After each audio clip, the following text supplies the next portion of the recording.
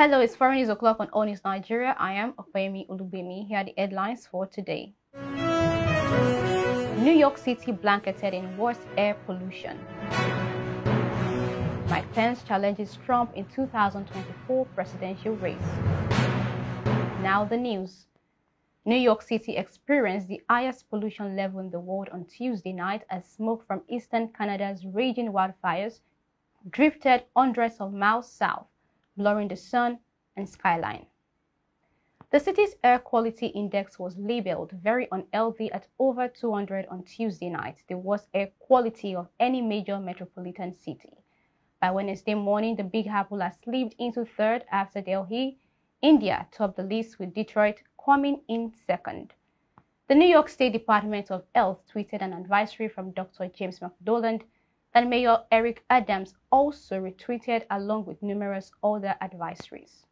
Since the beginning of May, Canada has experienced ferocious wildfire activity, an amount deemed atypical this time of year by the National Environmental Satellite Data and Information Service.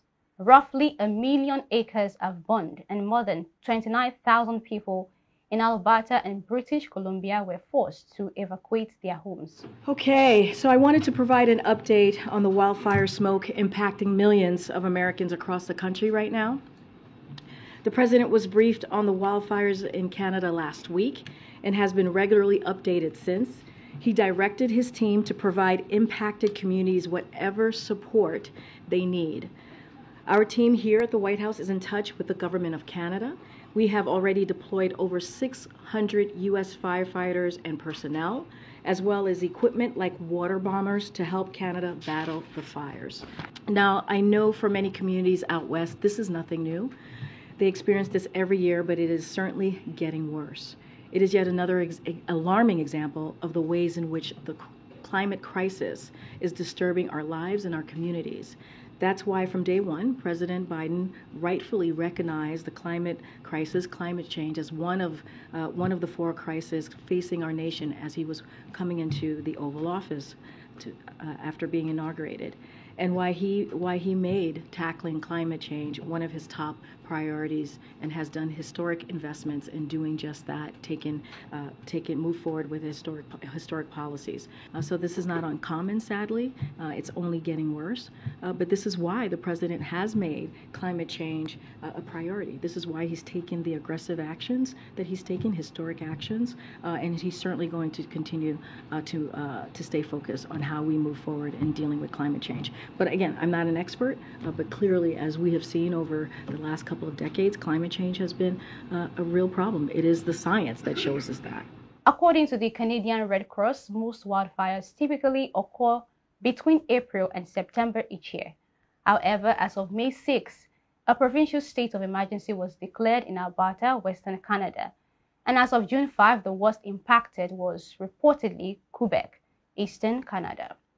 Outside of the Canadian wildfires, the United States Environmental Protection Agency, EPA, found that New York County residents have the third highest cancer risks from airborne chemicals in the country. In other news, former Vice President Mike Pence, who loyally served Donald Trump for 4 years, on Wednesday blasted his former boss for the 2021 attack on the United States Capitol as he launched his campaign for the 2024 Republican presidential nomination.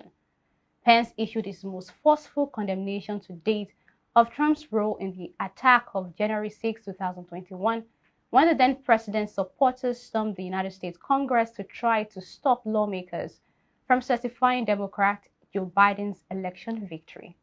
It was an extraordinary attack by Pence, not only because he has mostly shield away from attacking Trump directly until now, but also because the January 6 attack is rarely mentioned by other Republican presidential hopefuls. Now, given our record, it might be fair to ask why I'm challenging my former running mate. January 6 was a tragic day in the life of our nation.